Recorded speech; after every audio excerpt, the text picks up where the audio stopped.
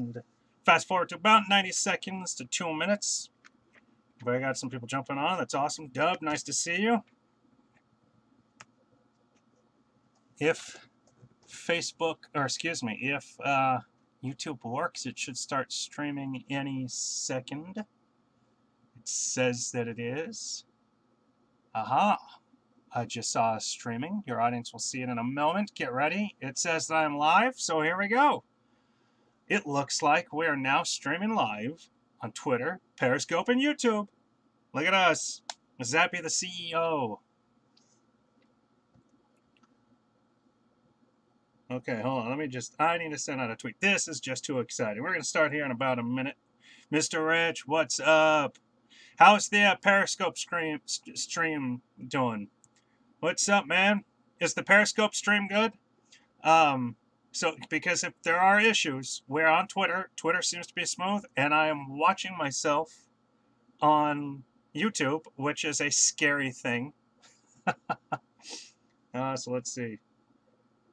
I'm going to tweet this out right here. Better than last week. Fantastic. Well, okay, so here's the thing, and I don't want to waste too much time, but I can tell you, that has to be Periscope. Everything else was working, and I went back and watched just double-checked the Twitter stream. It's obviously streaming on Twitter right now as well, and then, I put it in a post so people can watch the replay. It was smooth, and it was clear, so I don't know. Periscope is just finicky. It's just not very good. Welcome to Valley of the Suns Live, where we are now. Can we send it to That's a good question. We'll probably get into this on how the Suns try to... Ooh, yes. Well, that is true. I have a different angle on that. We're now live on YouTube as well. Suns can get Kyrie, get him on a better deal. Boy, it's a great point.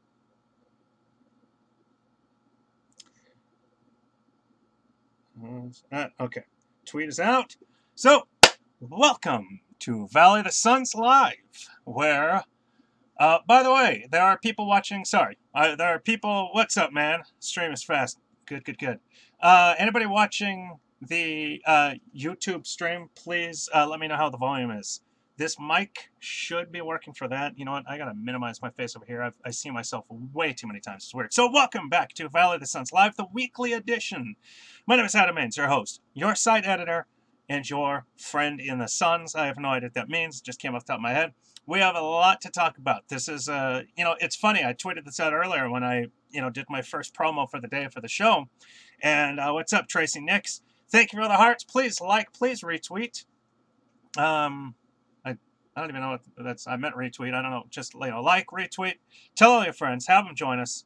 But and I tweeted out the promo for this earlier today. I said there's just so much going on, and it is crazy for the middle of the summer, where generally, especially at a point right now where nothing is really happening in terms of roster shakeup. I mean, we did just get the Kyrie trade, which might, and we will definitely talk about that, which might not actually happen and how that can affect the Suns. But outside of that, I mean, just for the sake of argument, let's just say that the Celtics didn't give that crazy offer that the Cleveland Cavaliers accepted.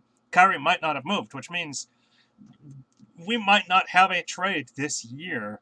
Really might not have anything from the, I'm going to scoot back a little bit, but from the draft through the start of preseason. So it is just crazy. Sup, Truth?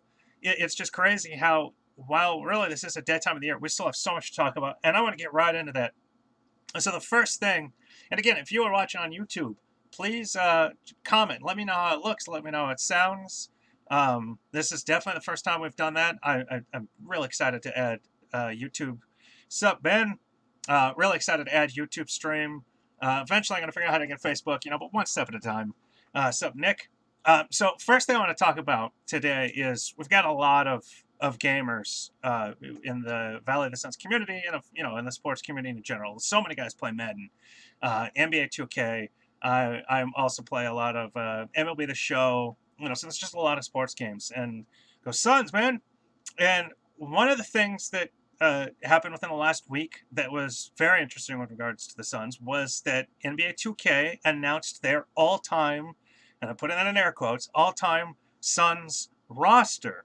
Now, they did this for all 30 teams, and so they came up with a 15-man roster, which is pretty cool that they went that deep, and came up with the best roster. Now, there are a couple caveats. First off, who knows who is actually coming up with these rosters for every team, for one. And for two, players do get paid for the right to have their likenesses used in video games. So several players, for whatever reason, except W back, for whatever reason, didn't get in the game once again. Now, a little history behind that. Michael Jordan in the 90s, it was not in video games. And in fact, I believe that it was NBA Live 2000 was the first video game where he allowed his likeness to be used. Charles Barkley, for the longest, really forever. I've seen a couple of your names going back and forth. Are you guys, is it stable or is it choppy? Let me know. And if it doesn't work, shoot over to YouTube and check out the YouTube live stream, because then you can live chat right there with me. Charles Barkley has not allowed himself in a game. The last game that I'm aware of was NBA Showdown on the Super Nintendo back in '93 that Barkley was on. Now, he was in NBA 2K17 last year, part of the USA Dream Team. I don't know, like, if maybe the USA Olympic Committee maybe had different rights, or maybe he allowed that to happen because it was the Dream Team, and that is such a special and important team in NBA history, in the history of basketball. I mean, that team itself is in the Hall of Fame, let alone the players individually, for the most part. So he was in there for that, but like this year, once again, he is not a member of the Suns or the Philadelphia 76ers. You cannot play as him. You can create him, but you cannot play as the 2K version of Charles Barkley. Now, what's interesting about that is that he actually did say this last year, and I had forgotten until I stumbled on the article and I found it. And then, again, it was brought up this year, and the same questions were asked of him. Chuck, why aren't you in NBA 2K? Suns get you with Barkley, with the all-time team, yeah. Go Bucks. But again, let me know on Periscope. I can really only see Periscope. Tell me, is that working? Because I'm seeing a lot of names going back and forth. So I just want to make sure that everything is solid over there. And actually, I can actually see tweets. So if you're watching on Twitter and you can tweet, that'll tell me as well when you tweet it. Okay, that's good. I just see so many names going back and forth. Oh, okay, switch phones. All right, cool. All right, so I'll stop worrying then. That's awesome. So Barkley did say last year, as he just did this year as well, why he's not allowing his likeness on NBA 2K. Now, I tweeted this out a few days ago, so you can go back and check out the story about Barkley's opinion from, I believe it's from Arizona Sports. But I'll just read this quote. It's very short. And he said this on the Bickley and Murata show here in Phoenix on 98.7.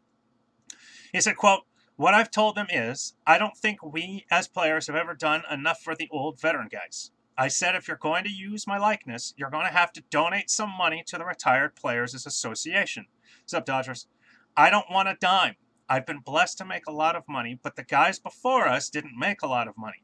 We've got a lot of guys who are struggling financially and struggling physically, and what I've said is, you guys can't use my likeness until you give some money to the retired players," end quote.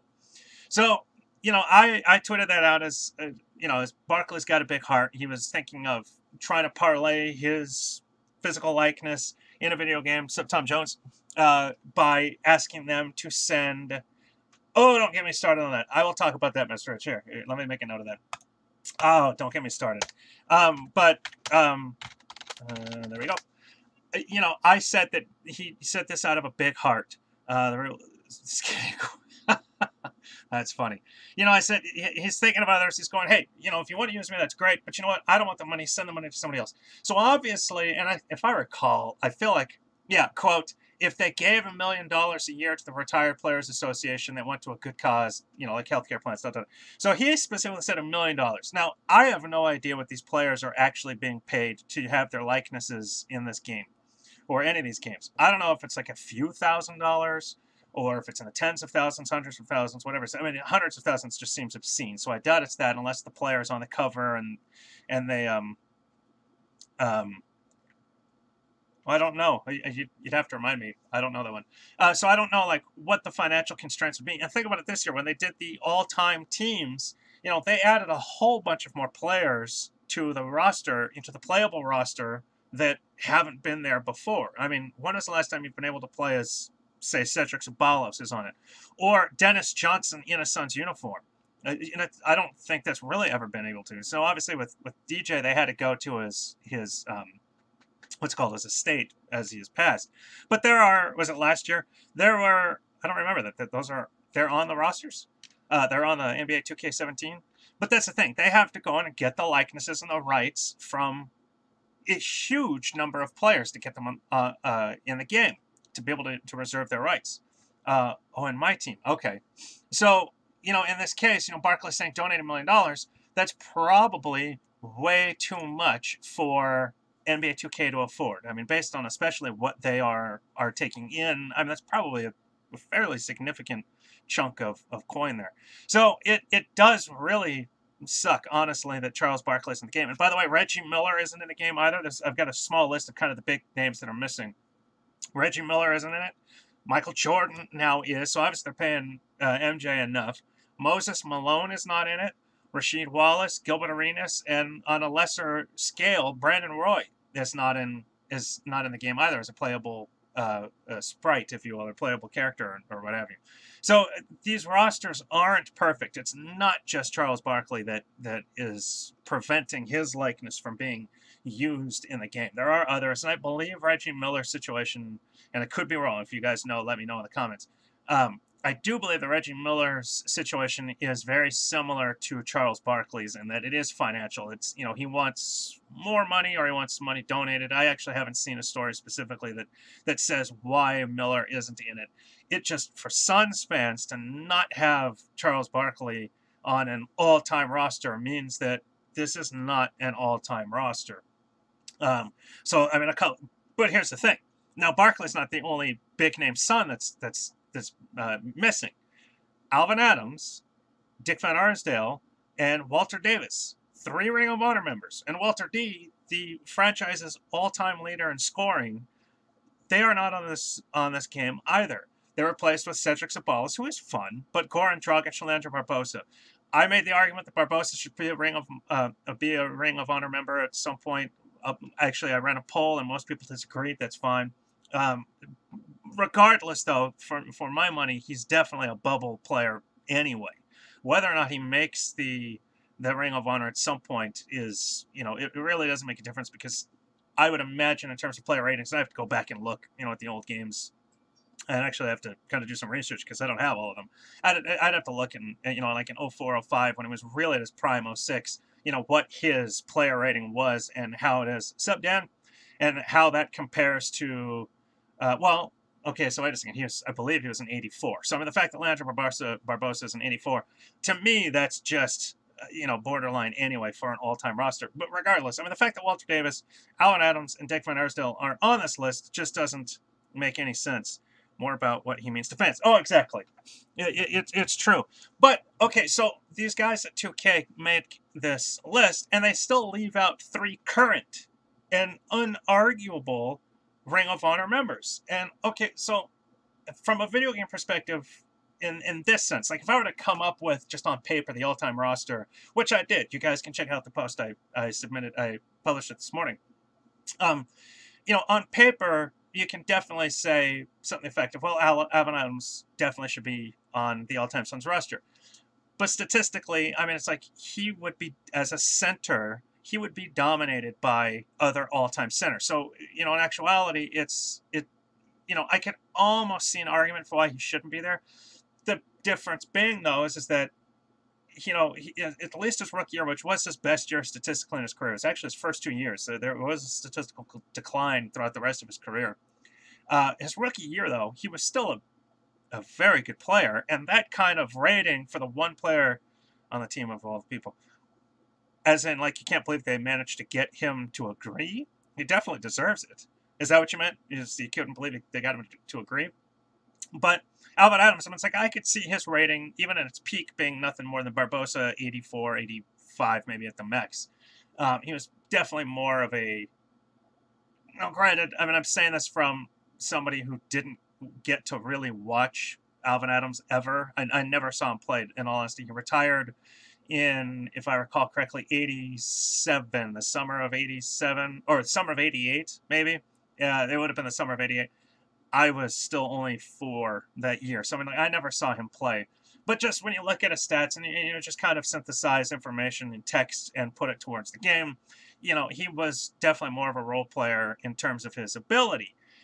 At the same time, even at his peak, he is a Ring of Honor member, and in terms of playable characters, or I keep saying characters, it's like whenever I see him in 2K. Well, that's the thing. I still would prefer him over Barbosa. Now, again, I have no idea if 2K contacted him, and maybe they contacted him and said, hey, would you like to be in it? We'll pay you $500, and for whatever reason, he said no because he didn't want to go to be scanned or something. I don't know. There could be any number of reasons for why Adams isn't on it. It does just seem like that 2K made that judgment call, because I mean, why would he say no? It doesn't make sense to me why Alvin Adams would say no. I don't want to be in a video game. On the same time, on the same conversation, Dick Van Arsdale was also left off. To me, again, why wouldn't Van Arsdale want to be in the game? And when you look at his stats, he was not a role player. He was a star player. And again, he retired 10, 15 years before I was born. Would have been 10, 15. I wouldn't want to say 77. He retired 77, 78. So actually, no. So 5 years before I was born, excuse me. Give or take a year. So, and so I never saw him, but when you look at statistics and you read it on paper and you synthesize it, it does appear that he was a far better player than maybe 2K gave him credit for. I mean, he averaged over 20 points multiple times in his career with the Suns. Not to mention he was a good point guard and a good shooting guard. So why wouldn't he be on there? The one outside of Barkley, the one name though that is just like it's a complete bummer to not have is Walter Davis. And again, I have no idea why Walter Davis isn't in the game. Maybe he said no, but before Sean Marion, and I actually made this mistake, and I forget it was in the post a couple days ago. I said that Cedric Sabalas was the best small forward in Suns history before Sean Marion, Lou Amundsen, Pat Burke, Utah Tabusi, but. Truthfully, Walter Davis, if you put him at small forward, is the best small forward in Suns history, or at least second behind Sean Marion. So the fact that he's not there, I'm just so okay. So maybe he wouldn't have an outside shot most of his career, at least a good chunk of it. Well, most of his entire career, the 3-point shove is still, even when it was used in the NBA in his playing days, it was not a main function of a team's offense. So maybe in a video game, he wouldn't have a very high outside shot rating. Who knows? But at least from mid-range, he's got to be Steph Curry-esque. I mean, the guy that was what he was known as and great at was his shot. So having that in the video game would be great. And again, it just seems like a total bummer leaving him out. Now, if you guys please give me some hearts, like, retweet, and tell your friends about YouTube streaming now as well. So we're now on Periscope, we're now on Twitter, and we're now on YouTube. Facebook Live is coming. I just have to figure that out too. Like I said, baby steps. We're getting there. The production value here is pretty low. So we're going to get to Facebook, but at the moment, I'm definitely seeing people watching on YouTube, and that's exciting. For the first day, that's really cool. I'm going to really start pumping that up, but we are definitely now streaming on 3 social media sites, which is super, super exciting. Oh, so if you guys did not check out the all-time Suns roster, the real all-time Suns roster, as I called it, that I posted this morning, highly recommend you guys looking it out. Part of what made that a lot of fun to write is that I actually did kind of screw around with the starting lineup a little bit, and that was a lot of fun. I've got one very high-profile name playing in a position that he never played, but on the Suns' all-time roster, I do think it would fit and he would work. So I don't want to give that away because I would love for you guys to read that, although I'm going to assume that everybody on here already has. But check it out. I will say, though, that a couple of names that I did add Shaquille O'Neal. I do think he's probably the best center, even for the 20 months that he was a Sun. He's probably the best center in Suns history, true center. Obviously, the argument can be made that regardless of the video game status, Alvin Adams could still be the all-time best center. But I also looked at it from the perspective of, for the sake of argument, this could be a real-life kind of situation. We could put the all-time teams in an 82-game season against each other and actually duke it out in reality. Alvin Adams would be dominated by the 90s centers alone, let alone the centers of all time. The true centers of all time. So I did put Shaq in there. I put Alvin Adams on the roster, though. He absolutely does deserve a spot, and I would put him over said Goran and Barbosa for sure. I also took off Dennis Johnson, which kind of sucked to do, to be honest. DJ they have ranked as a 93 on the Suns, and he's a great defensive point guard, very good scorer. But the Suns are already very point guard heavy. You can only have so many of them when you've got two Hall of Famers and one borderline in KJ Kidd and Nash. Not to mention Dick Van Arsdale as well. So you've got a lot of guards, and I wanted to make sure that Alvin Adams got his well-deserved due. Dick Van Arsdale is on that roster, and then, of course, Walter Davis got his well-deserved due on that roster as well. So the roster that I came up with, and I do check it out. If you didn't read it, I did get to have a little bit of fun with the starting lineup. And then I think you would enjoy, the little tidbits that I added on each player as well. So it's just a lot of fun. I would love KJ, absolutely. KJ is on the video game as well. He made the roster, and deservedly so. But there's also a caveat with KJ.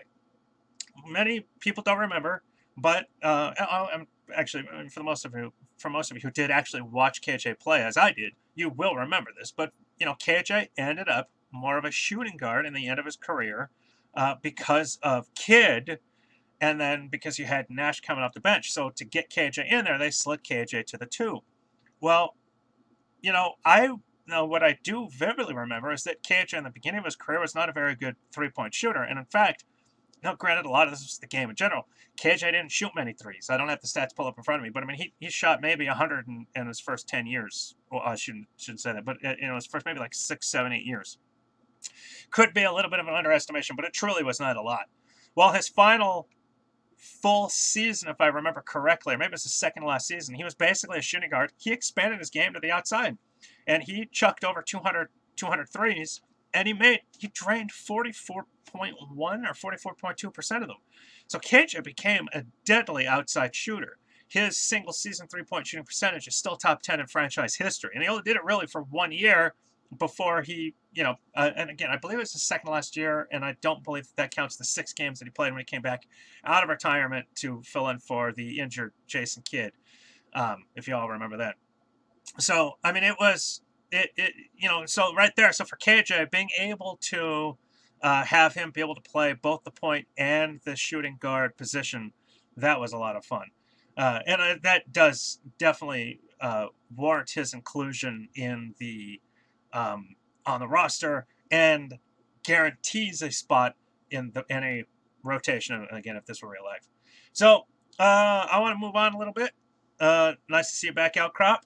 Again, hearts, retweet, favorite, retweet on Twitter, hearts on Periscope, and then tell your friends about YouTube. We're definitely going to start pump that up. By the way, I had to change because of I actually have 2 cameras, and so now because of the YouTube stream, I had to move things around, and I feel like, television does add 10 pounds. Come on. Plus, I'm sitting back farther. I'm in a little bit of, I got to work on that. I see someone say we should trade Jackson for IT. Well, that guy's a joke. I don't know who the conversation Josh Jackson for Kyrie Irving, that's at least a legitimate conversation to have, but not IT. No, okay, so, and which actually is the comment. So real quick, for those of you on Twitter, I did kind of tease this on Twitter, and I said that it was mentioned on Twitter that could the Suns potentially trade for Isaiah Thomas, and it's not something that the Suns have mentioned, and it's definitely not a legit rumor. Oh, well, Nick, I hope you're right. I sincerely do. I hope you're right, because that would be incredible, because it looks like Booker's ceiling is going to be astronomical anyway. So if you can get Jackson's ceiling, or if his ceiling is any higher, imagine having Kobe Bryant and Kawhi Leonard on the same roster. It's a hell of a tandem right there. You just add one more, and now that is not necessarily super team, although if you can legitimately compare Booker to Jackson, two Kobe and Kawhi Leonard at some point, then yeah, you're one step away from a super team. But you get one more star in there, and maybe it's somebody they draft next year, what have you. Then you've got yourself a legit team. In terms of the Isaiah Thomas thing, I wanted to bring this up. Some people ripped on, and deservedly so to a degree, the idea of the Suns trading for Isaiah Thomas. Believe me, on the surface, it just doesn't make any sense. Would Isaiah Thomas ever want to come back to the Suns? I mean, he wouldn't have a choice. He doesn't have no trade clause, but would he be that happy? Probably not. But here's where the conversation came from.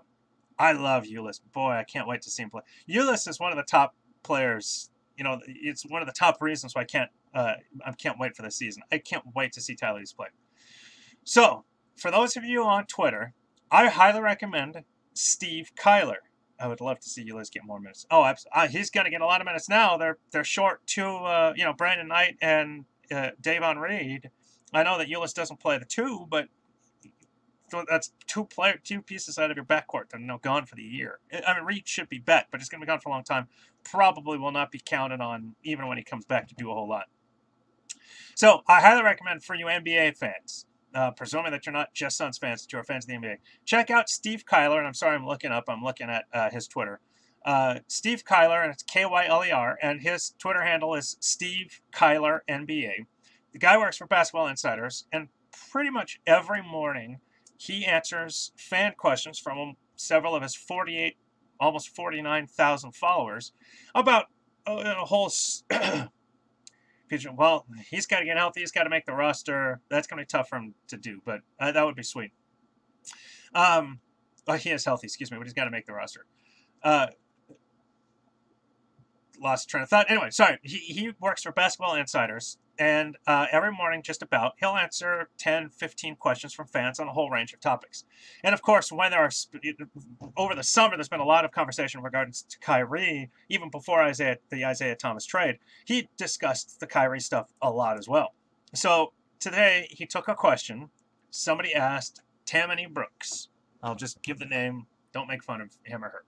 Tammany Brooks said, can't they, meaning Cleveland and Boston, rearrange the deal and get Bledsoe instead of IT in a 3-team trade? Both the Jackson, the Cavs, Sox, and the Cavs side. If is most of the Jackson, the Cavs, oh, for sure. Well, of course, they're going to want to start saying that they want the best guy available. And Jackson will definitely be the best guy available, based on presumed upside. So can't Cleveland and Boston just rearrange the deal and get Bledsoe instead of IT in a 3-team trade? So here's what I retweeted, and this is where I came up with should the Suns potentially trade for Isaiah Thomas? Kyler starts his response with, why would Suns take on IT? So he's immediately saying it doesn't make a whole lot of sense. And then he said, sure, they can restructure the trade, meaning Cleveland and Boston, ... That's a very real option if Cavs won't approve. I think Peter Jacques might cause a problem for Reed. What I've seen is pretty sweet. That would be awesome. Okay. Well, so here's the thing. So I retweeted that just because the Suns were mentioned. And usually with Steve Kyler, if the Suns are mentioned, I'll retweet just because, we're getting national perspective. And he answers questions for a lot of fans, not just Suns fans. And a bunch of the fans that commented, let me pull it up, are fans of LA the Suns. I see them all the time. One, two in particular. So this conversation strictly just came up with the fans saying, well, there's been so much talk, and there has been a lot of talk about Bledsoe going to Cleveland. Should Bledsoe be moved? And again, probably more so from Cleveland's camp, although I could see the Suns maybe kind of leaking that as well. So who knows? But this is where this question came from. And Kyler basically said, why would the Suns want him? And then just reaffirmed, sure, the trade can be reconstructed, and certainly they could add a third team. And maybe they, the Cavs could get a player of Eric Bledsoe's caliber who, comparably to Isaiah Thomas, is probably not quite as good, but is definitely up there, but could potentially take on a player of Bledsoe's caliber, friend of LeBron, yada, yada, yada, instead of IT. Now, from the Suns' perspective, would they want Isaiah Thomas? Not long-term.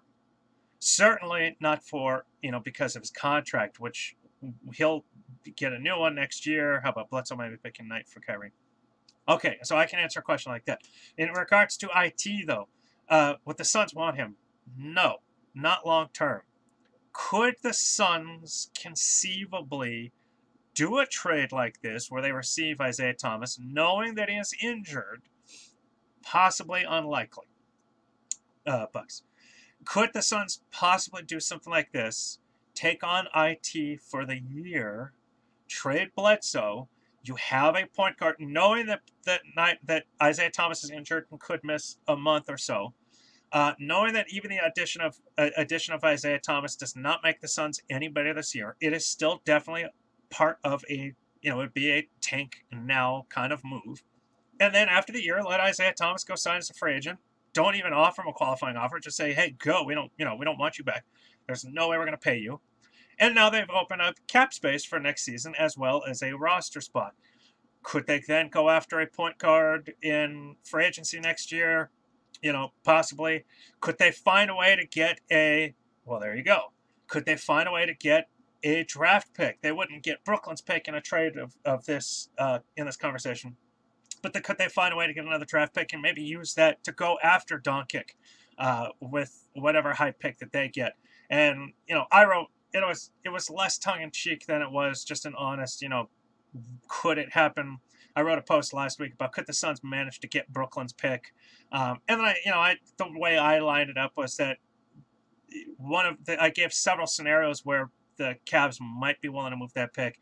And one of it is that LeBron does hint at that he would stay. And so rather than wanting to get a draft pick that would need a couple of years to develop, even if it is a center, that they use that pick to go get a star. And I said in a 3-team deal in a roundabout way, the Suns might be able to pull that off.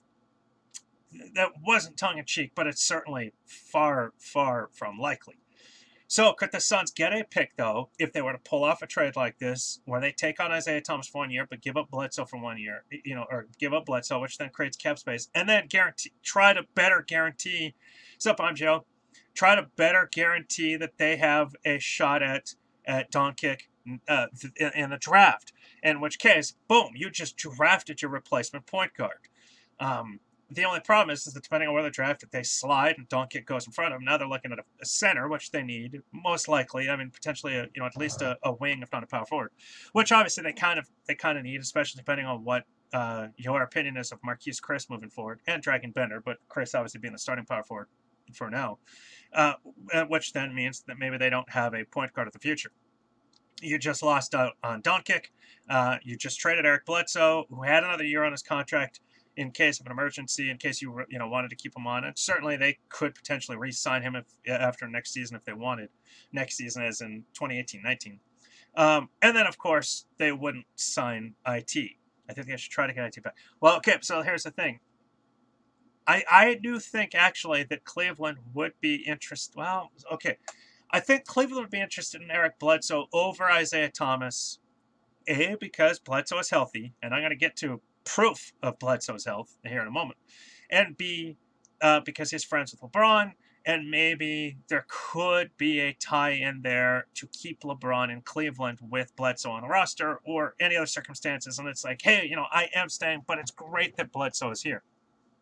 However, I do think that Cleveland's presumption is that LeBron is gone, and you have to imagine they're playing under that presumption, in which case, then having Isaiah Thomas on the roster for this season alone, making him a free agent, LeBron bolts, they let IT go, they now have a pick. They've got Brooklyn's pick, they have their own pick, I assume, although that would stink. But then they have a ton of cap space, and who knows, maybe they can go after Chris Paul for a few years, keep, Kevin Love, maybe go after a secondary star, insert name here, in free agency, and then with that pick, and still have a decently competitive team for the next couple of years. And agreed, I believe that is the most likely scenario. Bled comes, Cleveland Boogies is going. Oh, okay, so no, that's the point. So let's say, for the sake of argument, they traded for IT, they let him walk, LeBron bolts, they then have their pick, maybe they can re-sign Chris Paul, or not re-sign, but maybe they can sign Chris Paul, and then Boogie, and now you've got Boogie, Paul, Cousins, Boogie,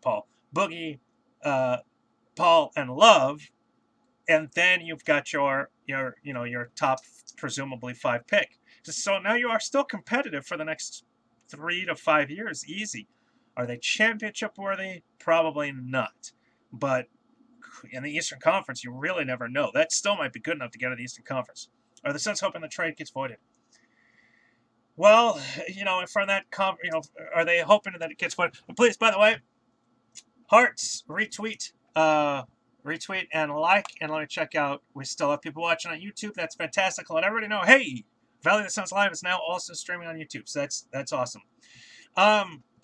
So from the Suns' perspective, would they be interested in IT? Probably not. And that's saying, so the trade cancels. Boston still wants to trade IT for some reason. Would the Suns be interested? No, because they're not going to trade any picks for him, and they're certainly not going to trade, Booker, Jackson, yada yada yada. They wouldn't even trade. I wouldn't even want them to trade Chris or Bender for that matter. So no, IT. From Kyrie's perspective, and I believe it was Dub that said, could they trade? What was it? Bledsoe. What was it? It was Bledsoe, Knight, and something else for Kyrie. If this trade with Boston does fall through, and it looks like the two sides are no longer. Oh, and a Miami pick. Thank you. So I tried to view on YouTube. This was frozen for me a few minutes ago. It looks like it's streaming. I'm seeing movement. Let me know. I can be very rude and checking on my phone. So with that, that would be a steal for one. If you were able to trade Bledsoe, a Miami pick, and Knight for Kyrie, that would be the steal of all steals for that trade. I'll double check for you. Hopefully it isn't. Well, excuse me. Hopefully it is. So from that perspective, could the Suns potentially be interested in this trade falling apart? Yeah. I mean, if that falls apart and Cleveland comes back and says, yeah, maybe Dudley, and truthfully, it probably would be Dudley overnight just because of the injury. But could Cleveland then still go for some, try to find another team? Yes, you can. As far as I understand, yes, you can. You could trade Knight. So from that perspective, then sure. I mean, it could. And, oh, that's just awkward. So it seems to be working fine for me. Look at me. I'm so white, I'm almost clear. I'm like Larry Bird white. Yeah, so it looks like it's streaming well. So, yeah. So sorry, Dan. Maybe restart your browser. What's up, the clan? So from that perspective, yeah, could the Suns be interested in falling apart and then Cleveland kind of groveling back? Now I'm seeing the replay on my side. It's just so strange to see myself so many ways. Could Cleveland come groveling back to the Suns and say, okay, give us Bled, give us Miami. I know you're not going to trade Jackson. Can we have Dudley overnight? Or, maybe they want Knight and want a buyout, some sort of an injury buyout. Something to that effect. I don't know. Could that happen? Could it? Yes. Is it plausible? No. Would that be an exciting trade from the Suns' perspective? Managing to get Kyrie and not really moving any future asset outside of a Miami first-round pick, which you still have a second one, and then you keep your own. Going to try for Kyrie. Well, again, if this falls through, I think at that point, I would wonder if the Suns would make that call. Would the Suns call Cleveland if this trade of Boston fell apart and said, okay, we'll do this, or do they wait for Cleveland to make the call? Because to be honest, if the Suns made the call, I think it's not necessary. I think you just wait for Cleveland, because I think Cleveland, if the Suns put, if Bledsoe, Miami, no, not really. It's not the best deal, but I don't think the Cavs would get a better offer, and that's the thing. If they knew that, okay, we can at least get a starting good point guard in Eric Bledsoe for this year for the final run. We do get a future asset. It's no Brooklyn pick, but it could still be good. I think they have Boston and bind where they have to add another pick or another player. Yeah, well, that's the thing. Most people think that now at this point Boston's got to add another. I find Boston, I'd rather back out and just deal with it being awkward, to be honest. I don't add. Okay, fine, couple draft picks. And I heard this today, okay, make 2 draft picks, and if Thomas doesn't play in at least 40 games, then it converts to a first, or, a future first. Something like that. But that's like the most, why? Thanks, man. You're the man, Nate. Why would they want to do that? If I play, which is, he's just as untouchable to Boston as Josh Jackson is here. So, really, it to me, you wait. If you're the Suns and that falls apart, you wait for Cleveland to call you, because they're going to call you. And if you're the Suns and you make that first call and you say, okay, it just fell apart, so here's our offer: Bledsoe, Miami, and let's just say it's Knight or Dudley. Cleveland is going to want to negotiate, and they're going to want to negotiate up. It seems not.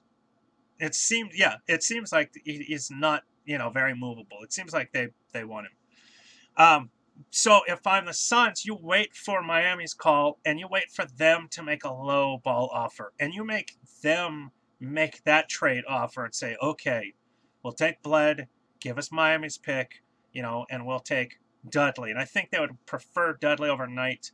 Again, if they want to save money and they think they can reach some sort of an injury settlement with or just contract buyout with Knight, then I could see them maybe going that route. But if they're trying to remain competitive and they can take on Dudley's salary this year somehow, then I would see them, wanting Dudley over Knight.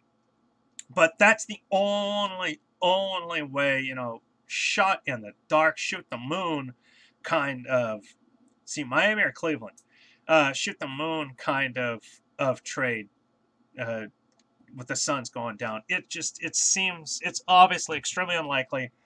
My gut still says that this, particular IT trade is going to go through at some point. Again, I don't know if I'm Boston. I think I would rather just let this, it fall apart.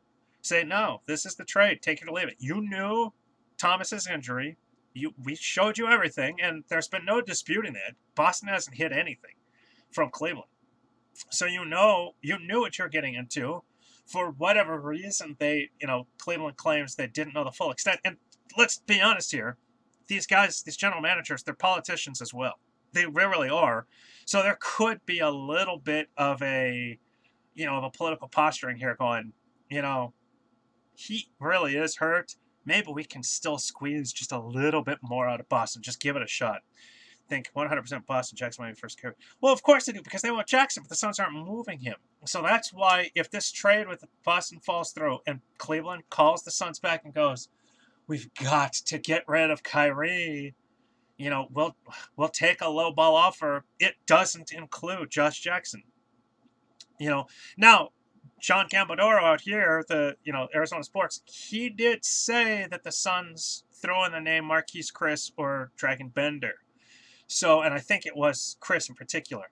So if you're talking, young guys, as at least one as part of this package for Kyrie, this is a 1% chance of a phone call even happening, because again, I think this Boston trade goes through, but just for conversational sake, then I do think the trade call is probably, from Cleveland's perspective, Bledsoe, Miami, and Chris.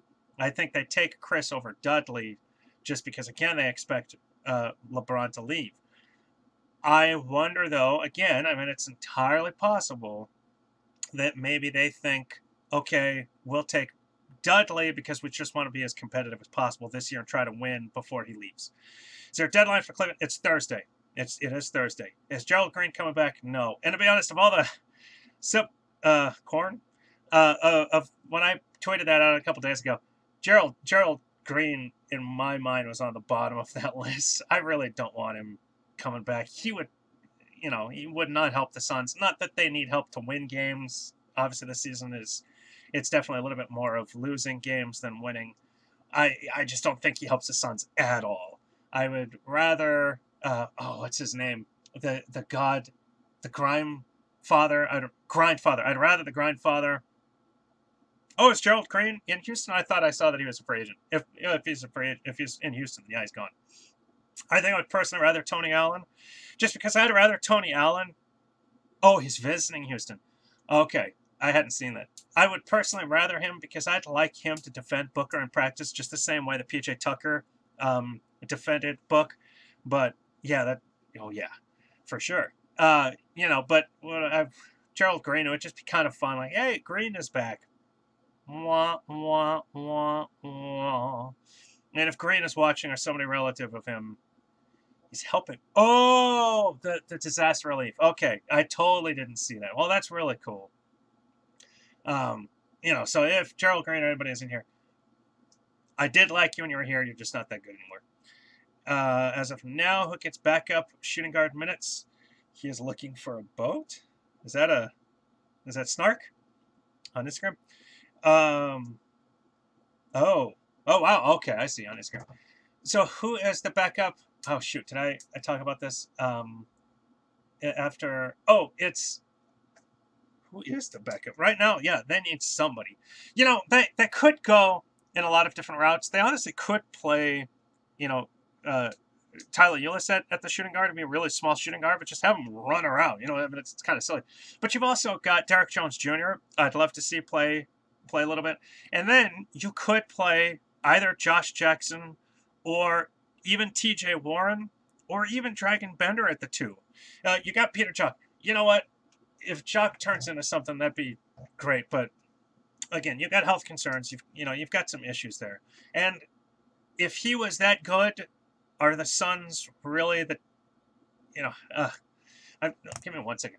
But you can also do Warren, Jackson, and even Bender to, at shooting guard for any, for any length of time until you get at least Devin Reed healthy, or until you maybe make a mid-season trade for somebody that to kind of just fill in. He averaged 20 points a game. But okay, if Jock were that great, why did he sign with the Suns? You know what I mean? Like, why didn't a competitive team that really wanted a deep bench guy? And this is no offense to Jock, and if he ends up being great, I'm psyched about that. But I just don't see it. I really just don't. If he makes the roster, that's cool. Just like IT was 16. Okay, but here's the other thing. He's 23. Didn't Jock get hurt in Iowa? He might have, yeah. He was also, okay, so I'm seeing a timeline here. He was arrested for a second time driving with a revoked license. So he was a kid, big deal, maybe. Probably wasn't a really big deal, but still, he's 23. Again, sure, maybe he's the next IT. That would be fantastic. I'm just not holding out hope. So, but if he does, that'd be sweet. So I did want to also talk about 2 more quick things. One of them, I believe, was Dub that brought up. But first off, did you guys see, and I tweeted out a few minutes before the show, did you guys see Eric Bledsoe's dunk? You're true. You're correct. That's why I'm not holding that against him. I'm just saying, it says he was arrested twice, so I don't know. Let me see. Yeah. Did you guys see that, John? Oh, not John. Wrong John. Or Marvin, excuse me. Oops, I clicked on the wrong one. Do we need a miracle? Oh, well, be possible. Do we need... Well, I'm not trying to denigrate him in any way. I'm just, not holding out hope. I mean, it's not... I hope he's great. And I say this a lot. When I think something is wrong, I do honestly... He plays power forward center. Mark my Beckley third. I do honestly think that I do honestly want things to succeed. I'm just going to be honest. If I don't think it's going to succeed, it's not going to work. But I hope it does. I really do want it to work. But here's why. So that's the thing. If Jock, I just don't see Jock working. But if he does, I'll be the first to eat crow. I am 100% for that, or like that. I mean, I speak the truth. Okay, so yes, I tweeted out 2 videos. The one video that everybody's talking about is that Rajon Rondo went up and just is about 3 from the basket. He bounced the ball off his forehead. It was one of the silliest things I've ever seen. It actually went off the backboard, and then Bledsoe came from behind and dunked it over to the side.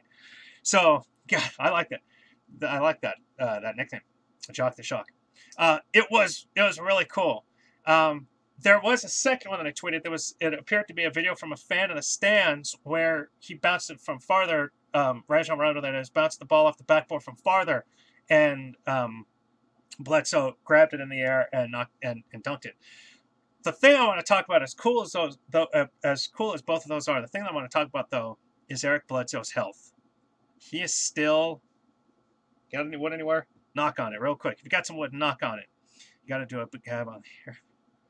Wait, I got to do a dab on the air if he shocks? I don't even know if I can dab. I'm so white. I don't even know if I can. I don't even know if I can do it right. Sure. Come to me, we're going to keep doing the show. Good. Good. So did I. I don't know if you guys can hear that. Come to me during the regular season if Jock is shocking. Remind me that I said that I said I would. Bleh, I agreed to dab, and I'll do it. I'll learn from somebody. I've got a friend that dabs really well, so I'll do that. I want to just his health. You got to remind me though, because I promise you I will forget. Bledsoe is freaking healthy, and he looked great. I'm granted this was just a pickup game. It was just a fun game. It was charity, what have you, or reunion game. Except him, but it was just really cool to see him jumping the way he did. Now, granted, he ended the year healthy. If you recall correctly, when the Suns benched him, he had that little knee. He had a little. Did he have a little liquid in his knee? Needed to have drained something to that effect. He had something in his knee. It was tight.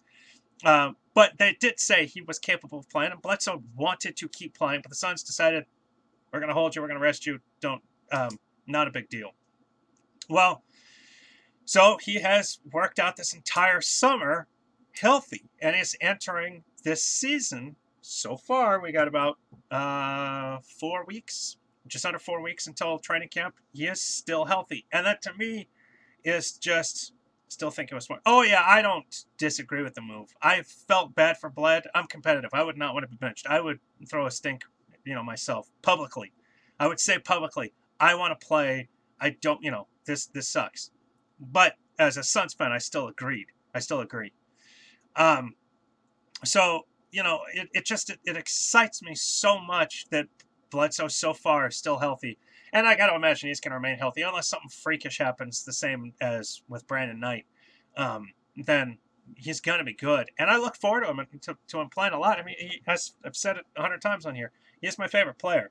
But it was just good to see that those videos were evidence and proof that that dude can still jump, he can still dunk, and the guy can still run, and he's playing great. So, again, remind me, last subject, and I'll open it up for the final couple of minutes for any just kind of rapid fire. Was it Dub again that mentioned the 92-93 white jersey? Going back to what we started with the video games, it took me a while, but I love him. I love him. He's my... You know what? And I always agreed with trading Goran Dragic before Bledsoe.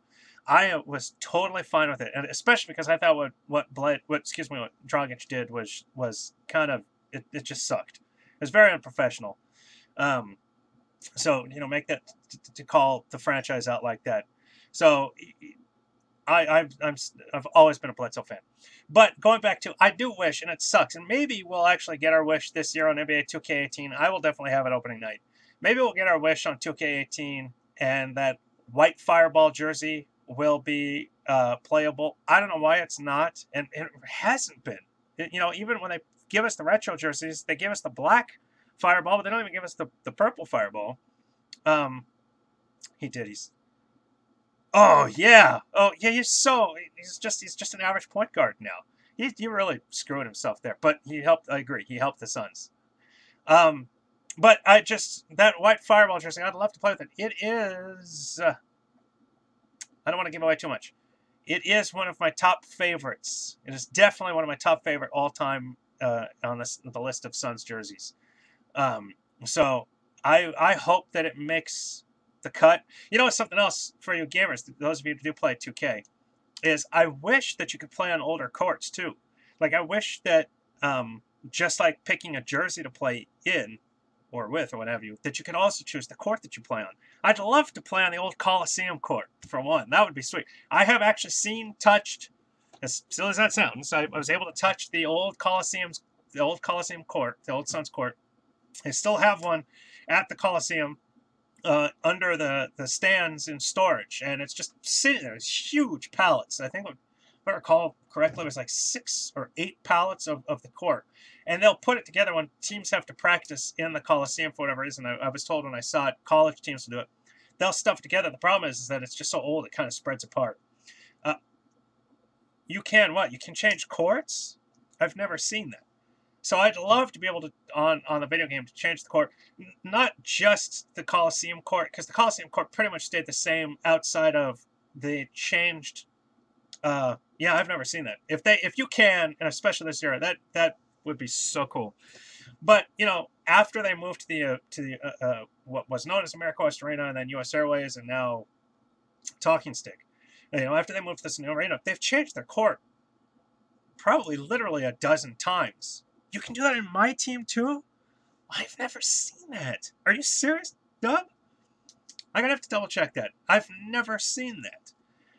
So I'm gonna have to look. I'm definitely gonna have to look. But it'd be like the old, the 92-93 half court was just the purple circle with the small fireball. That's always nostalgic to me. And then the Phoenix Suns and the court lines behind the baskets, that was real thin font. That's always definitely nostalgic. They used to have in the 30th year. I've got a poster up here. The 30th year season, or for at least a couple years in the late 90s, they had the giant fireball. There was also the year in 2001 where they colored in the key, which was so ugly, but it was pretty cool. I mean, it's again, it's nostalgic. It was, the key was purple and silver, still ugly. I don't know if you guys remember certain ones, but I'm gonna pull up 2K17 tonight. I definitely have to check that out. In my team, I'm gonna look that up. And you know what? In terms of just kind of ugliest or most nostalgic courts, the Charlotte Hornets used to have some wicked ugly ones. They filled in the early 2000s inside the three-point line, but outside of the key. And so that really looked funny. And then at one point, they actually had a beehive inside that same region, inside the three-point line, but outside of the key. So there's just so many old courts. It'd just be fun, just to kind of relive the nostalgia of those other teams. If you're going to have an all-time team, I really feel like you should have the option to A, play every jersey, and B, play on every court.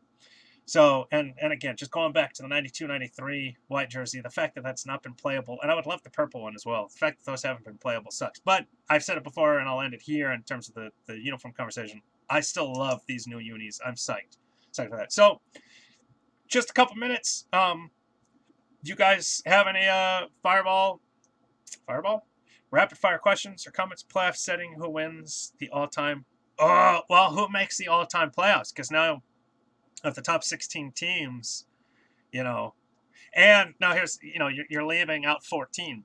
Now here's the other thing: is it the 2K playoff or is it mine? Because if you give the Suns Barkley, it's just, think about this. I saw a ranking online, and if I find it, I'll try to retweet that tonight. I saw a ranking online where the Suns roster, as is on 2K, is the 8th highest rated roster in the entire game.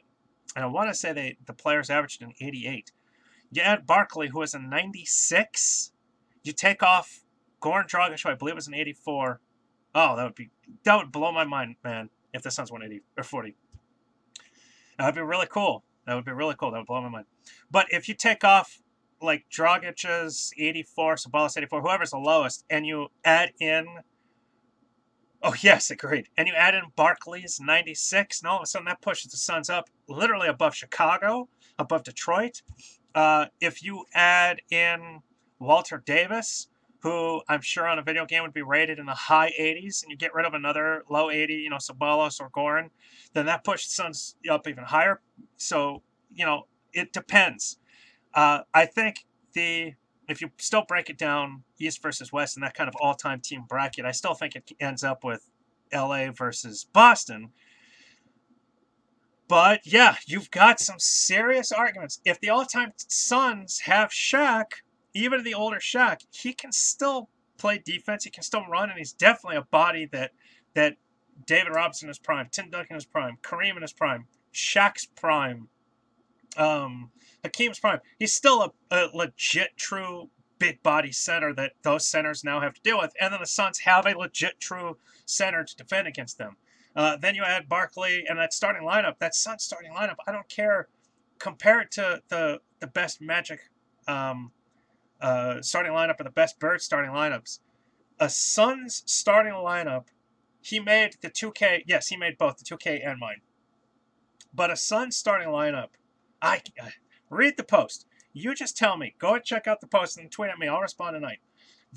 My all-time Suns starting lineup, put that up against the best Lakers, the best Celtics.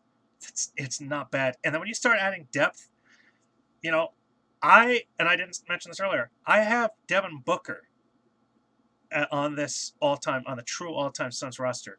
Seriously, the depth of the all-time Suns is so good.